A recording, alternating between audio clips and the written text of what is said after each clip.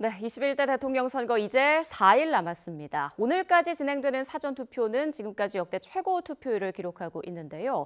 마지막 여론조사를 통해서 판세를 점검해보는 시간 마련했습니다. 이동우 해설위원실장 스튜디오에 나와 계십니다. 안녕하십니까? 네, 안녕하십니까? 네, 자, 지난 수요일부터 이제 여론조사 공표가 금지되는 이른바 블랙아웃 기간이 됐는데, 자, 마지막으로 발표된 여론조사 보면서 좀 판세를 점검해볼까요? 예, 지금 말씀하신 것처럼 이제 화요일인 27일까지 조사한 여론조사는 언제든 공표를 할 수 있습니다. 예. 그러니까 28일부터 선거일인 6월 3일까지는 이제 여론조사를 공표할 수 없는 이른바 이제 블랙아웃 기간에 들어가는 건데요.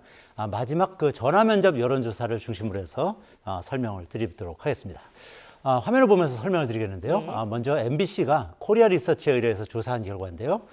이재명 후보는 43%, 김문수 후보는 36%, 이준석 후보는 11%로 나타났는데요.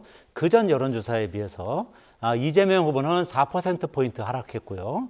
김문수 후보는 6%포인트 상승했고, 이준석 후보는 4%포인트 상승했습니다.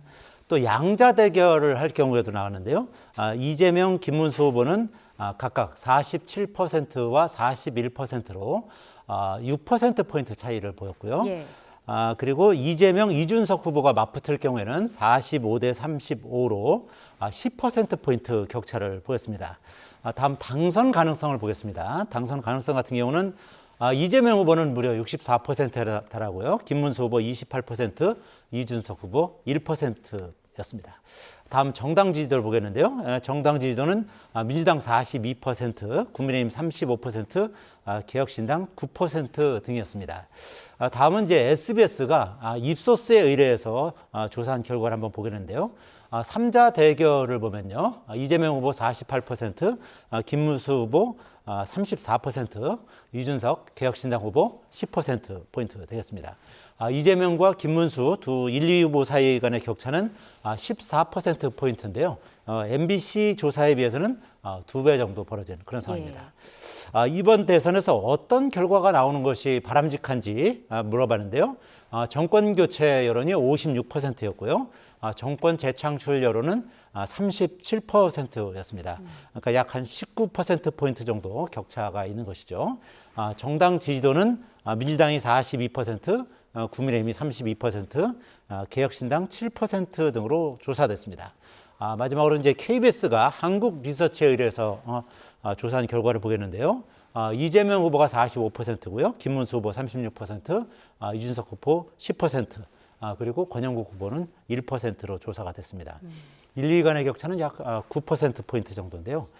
전반적으로 전화면접 조사에서 1, 2위 사이의 격차는 적게는 7%포인트에서 많게는 14%포인트 차이 이 정도를 보이고 있다. 이렇게 볼 수 있겠습니다. 네, 말씀하신 대로 지금까지는 전화면접 방식으로 조사된 여론조사 결과를 좀 살펴봤는데 자동응답 방식인 ARS 조사에서는 격차가 좀 줄어든다고요? 예, 그렇습니다.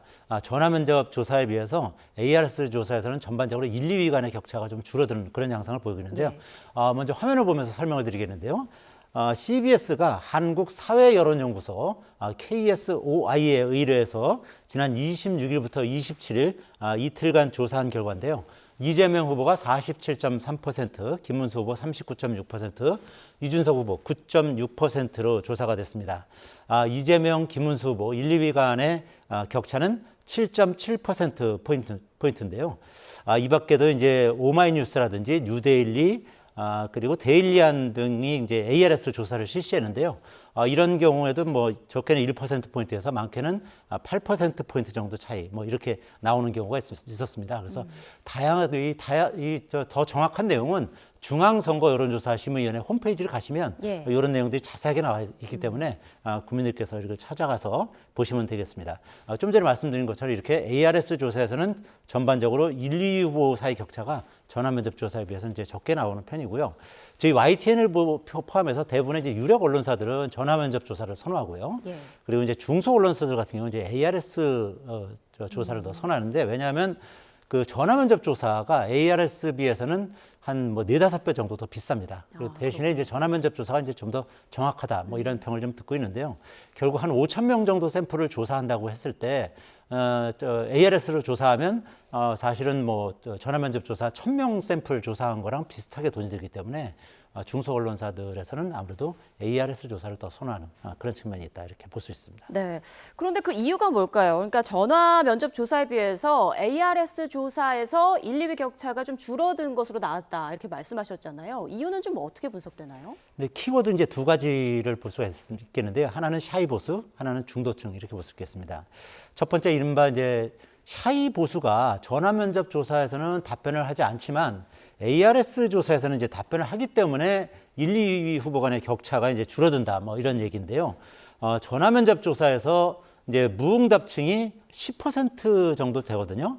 이들 대부분이 샤이 보수다 이렇게 볼 수 있다는 것이 이제 여론조사 전문가들의 이제 분석인데 이들이 이제 자동응답 방식인 ARS 조사에서는 답변을 기꺼이 한다는 거죠. 예. 실제로 ARS 조사에서는 무응답층이 전화 면접 조사에 비해서는 현저하게 줄어들고 있다 이렇게 볼 수 있습니다. 두 번째 이유는 ARS 조사에는 이제 중도층이 답변을 하지 않고 아무래도 이제 그 전화 면접 조사에서는 답변을 하기 때문에 전화 면접 조사에서는 더 격차가 벌어진다 이런 이제 분석인데요. 아시다시피 ARS 조사는 정치 고관여층, 정치에 관심이 많은 사람들이 주로 답변을 하거든요. 네. 뭐 이산화 앵커도 만약에 이런 ARS로 전화 기계음이 들릴 경우에는 대부분 전화를 끊지 않겠습니까? 그렇죠? 저 같은 경우도 이제 그런 편인데 이렇게 이제 이 ARS 조사에 답변하는 거는 아무래도 이제 정치에 관심이 많은 사람들, 정치 고관여층들이 이제 답변하기 때문에 아무래도 이제 열렬 보수, 열렬 진보 의견이 과도하게 반영된다. 뭐 이런 그 분석인 것이죠. 여기서 전문가의 분석을 한번 직접 들어보시겠습니다. ARS 조사에서는 중도층 유권자들이 답변을 잘 하지 않고 또 진보와 보수 적극 투표층에서만 답변을 하다 보니 중도층 표심이 적절하게 잡히지 않고 있습니다. 그래서 1, 2위 후보 간의 격차가 전화 면접 조사에 비해 적게 나오는 것으로 분석됩니다. 실제로 이제 전화 면접 조사에서는 이제 지지 후보가 없다 또는 모르겠다는 답변이 한 10% 정도가 나오거든요. 예. 근데 반면에 ARS 조사에서는 한 2%, 1% 이렇게도 나옵니다. 최근 조사했던 오마이뉴스 조사라든지 뉴데일리 조사 이건 한 5,000명, 6,000명 했던 조사인데 여기서도 겨우 한 1, 2%밖에 그 무응답층이 안 나온다는 것은 그만큼 이제 정치 고관여층, 고관심층 등이 ARS에 열심히 답변한다. 이런 거를 이제 실증적으로 이제 보여주는 것이라고 볼 수 있겠죠. 네. 이 화면을 보면서 좀 더 설명을 드리겠는데요. 이제 뉴스원이 갤럽에 의해서 실시한 이제 대선 후보 지지도 결과인데요. 여기를 보시면 이 중도층만을 이제 대상으로 해봤을 때 이재명 후보가 54%, 그다음에 김문수 후보 27%, 그리고 이준석 후보 12%가 나왔거든요. 그러니까 중도층에서는 전반적으로 아무래도 이제 이재명 후보가 이제 지지율이 높고 전반적으로 이제 중도층에서는 이 정권 교체 여론이 훨씬 더 높은 그런 상황이 되겠습니다. 이제 그러다 보니까 이런 이 ARS 조사에서 중도층이 아무래도 이제 제대로 답변 안 하고 잡히지 않다 보니까 이제 그러다 보니까 1, 2위 후보 사이의 격차가 줄어들게 된다. 이런 설명인 것입니다. 네. 자, 여론조사 방식에 따라서 왜 결과가 좀 다르게 나타나는지 좀 분석을 해봤습니다. 네, 계속해서 이제 이동우 해설위원과 대선 판세 좀 살펴볼 텐데 이번에는 단일화 얘기를 좀 해볼게요. 김문수 후보와 이준석 후보 간 단일화 사실상 좀 물 건너간 것으로 보이는데 그런데 설사 단일화를 한다고 해도 효과가 없을 거다 이런 분석이 나온다고요? 네, 그렇습니다. 지금 이제 오늘 사전 투표 오늘까지 하는 날 아니겠습니까? 예. 현재 28%를 넘어섰고 이런 상황이면 거의 지난 그 대선 때 37%를 넘겨서 40%에 근접하는 사전 투표를 보일 것이다 이렇게 보고 있는데요.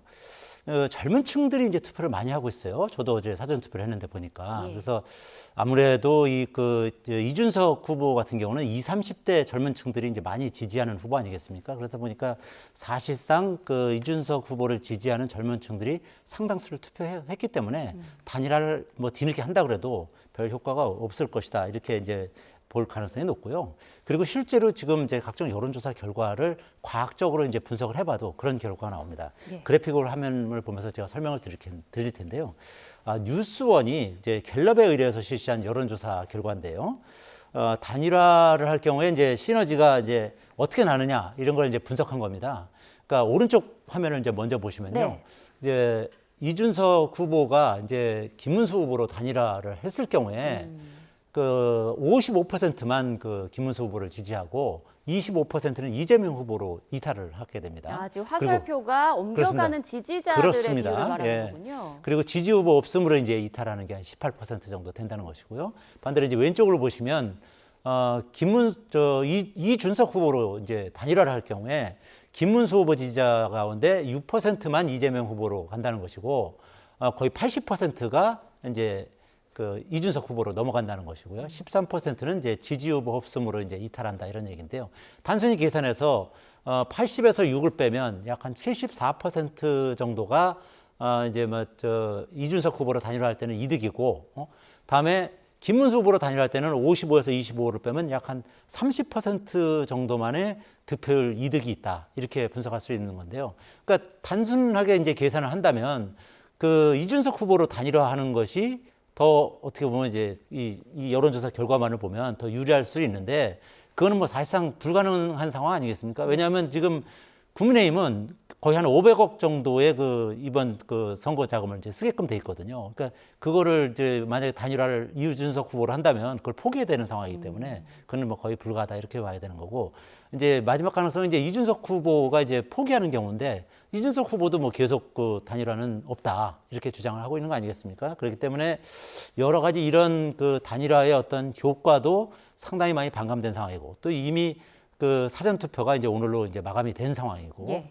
여러 가지를 봤을 때 단일화는 쉽지가 않다. 특히 그 김문수 후보로 단일화하는 거는 뭐 조금이라도 가능성이 있겠지만 이준석 후보로 단일화하는 가능성은 뭐 그것도 역시 상당히 좀 어려운 상황이다. 이렇게 볼 수 있겠습니다. 네.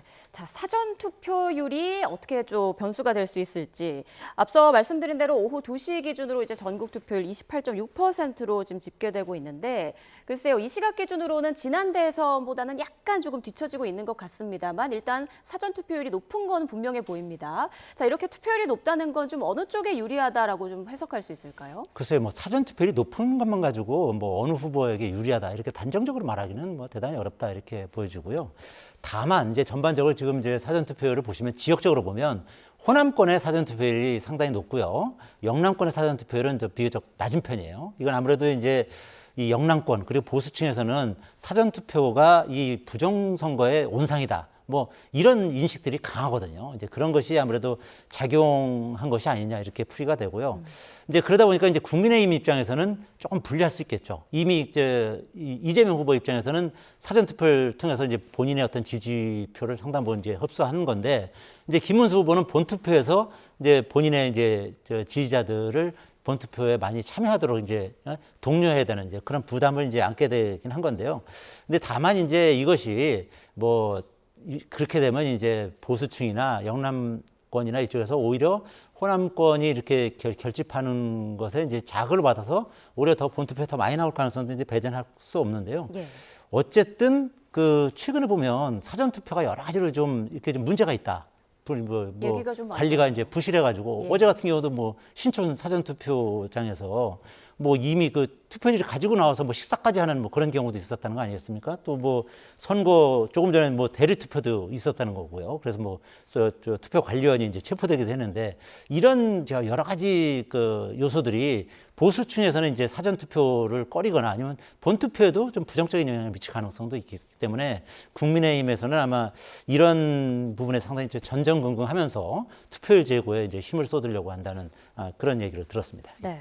저 이제 뭐 사전 투표 마감까지는 글쎄요, 뭐 4시간도 안 남았고 3시간 반 정도밖에 안 남았고 대선 본 투표일은 이제 4일 남은 상황인데 아직까지도 지지 후보를 결정하지 못한 유권자들 언제 좀 움직일까요? 글쎄요, 뭐 아까 말씀드렸듯이 전반적으로 이제 전화 면접 조사에서 한 10% 정도가 이제 지지 후보 없음, 모름, 무응답이잖아요. 뭐 이런 부분이 어떻게 보면 이제 이 샤이 보수 내지는 이제 어떻게 보면 이제 끝까지 결정하지 않은 그런 측면이라고 할 수 있겠는데, 이게 지난 2022년에 대선 그 출구 조사를 참조해 보시면 이제 어느 정도 이제 이게 이 부동층이 있는지 알 수가 있습니다. 네. 당시 출구 조사를 하면서 언제 지지 후보를 결정했느냐 이렇게 물어봤거든요. 근데 대선 일주일 전까지 후보를 결정하지 못한 층이 한 37%에 이르고요. 투표 당일 후보를 결정했다는 사람들도 12%에 달았습니다. 그러니까 이 전화 면접 조사에서 이제 아까 말씀드린 한 10% 전후되는 그런 모름 무응답층이 마지막에 가장 큰 변수다, 이렇게 할 수 있을 것 같고요. 현재는 그렇기 때문에 각종 여론조사에서 이재명 후보가 뭐 다 우세를 보이고 있는 상황 아니겠습니까? 그래서 민주당에서조차도 이제 막판에 가면 박빙 승부가 될 수 있다. 그렇기 때문에 지지층은 너무 이 경각심을 계속 유지하면서 꼭 투표에 임해달라, 이런 식으로 이제 계속 호소하고 있는 그런 작전을 펴고 있다, 이렇게 해석할 수 있겠습니다. 네, 선거 막판에 또 변수가 하나 나타났습니다. 이준석 이제 개혁신당 후보가 TV 토론에서 여성 신체 비하 발언으로 지금 곤욕을 치르고 있는데, 이 발언이 표심에는 좀 어느 정도 영향을 미칠까요? 아무래도 이제 이준석 후보에게는 상당히 이제 부정적인 영향을 미칠 가능성이 대단히 높다, 이렇게 보여지는데요. 이와 관련해서 한번 이준석 후보 그리고 조승래 민주당 선대위 수석 대변인 얘기를 한번 직접 들어보시고 얘기하겠습니다. 예. 비교적 가치 중립적인 단어로 바꿔 인용했지만 워낙 심한 음담 패설에 해당하는 표현들이라 정제하고 순화해도 한계가 있었습니다. 그마저도 불편함을 느끼신 많은 국민들께 진심으로 사과드립니다. 저는 굴복하지 않습니다. 진실을 덮으려는 시도에는 단호히 맞설 것이며 법적 책임도 함께 묻겠습니다. 자신의 잘못을 회피하기 위하여 네거티브에 올인하는 이준석 후보가 개탄스럽습니다. 22년 대선 이후 윤석열 정부 시절 당사자는 혹독한 수사와 재판을 거쳐 벌금 500만 원형을 선고받았습니다. 자신의 과오에 대해 지난해 최종적으로 법적인 책임을 진 것입니다. 대선을 5일 앞둔 시점에 과거 문제를 마치 새로운 일인 것처럼 선거에 이용해서는 안 됩니다. 네, 보시다시피 지금 이준석 후보는 이제 사과를 하면서도 결국 이제 역공을 펼치는 이제 그런 작전을 이제 펼치고 있는데요. 하지만 이제 이준석 후보가 이제 아시다시피 현재 한 10% 전후의 지지율을 받고 있는데, 네. 이번 그 TV 토론에서의 그 발언으로 아무래도 이제 타격을 받을 가능성이 높다, 이렇게 이제 보여지고요. 득표율이 이제 아시다시피 10%를 넘을 경우에는 선거 비용의 절반을 보전받고요. 그리고 15%를 넘으면 10%에서 15%를 넘으면은 선거비 전액을 보전받거든요. 그러니까 지금 15%까지 가기는 뭐 대단히 어려운 상황에 왔고, 10%를 이제 넘기느냐 못 넘기느냐가 이제 관건이 될 텐데, 이번 사태로 인해서 10%를 넘기는데 상당히 빨간불이 켜졌다, 이렇게 볼 수 있을 것 같고요. 만약에 이제 10%를 넘기지 못하면 이준석 후보는 물론이고 개혁신당도 상당히 이제 경제적으로 예. 타격을 입을 가능성 배제할 수 없는 상황입니다. 개혁신당은 이번 대선에서 이제 거대 정당 선거비 한 10% 정도인 한 40억 전후의 선거 비용을 쓰겠다, 뭐 이런 계획인 것으로 알려져 있는데요. 뭐 향후 상황은 좀 더 이제 지켜봐야 될 것으로 보입니다. 네.